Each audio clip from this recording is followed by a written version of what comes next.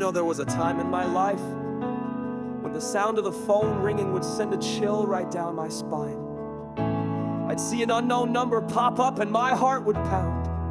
Debt collectors again. Every call felt like a reminder that I was walking through my own valley of the shadow of death. I was afraid, not just of losing things, but of losing myself. My dignity, my hope, my sense of control. But then I came across Psalm chapter 23, verse 4. Even though I walk through the darkest valley, I will fear no evil, for you are with me. Your rod and your staff, they comfort me.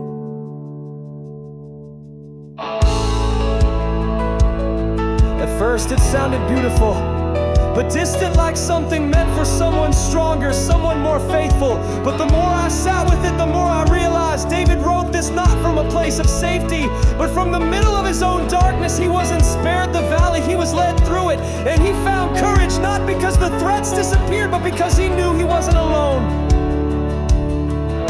I started to pray, not for the debt to vanish, but for the strength to face it. I asked God to walk with me, to give me wisdom and courage. And slowly I felt something shift. I wasn't just a frightened sheep waiting for the wolves to attack.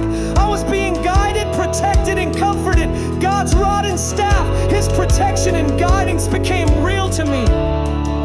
I realized I could face the collectors, not as a victim, but as someone with dignity and hope. And you know what? The fear began to fade.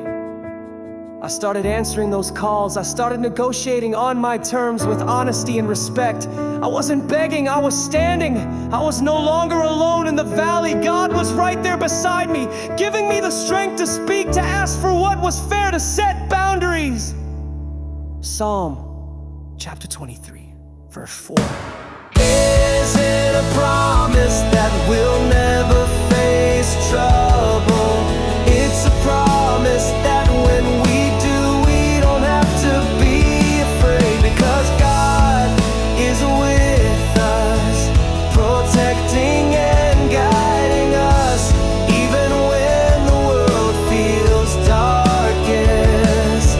I learned that with God by my side, I could move from fear to courage, from hiding to negotiating, from being overwhelmed to being at peace.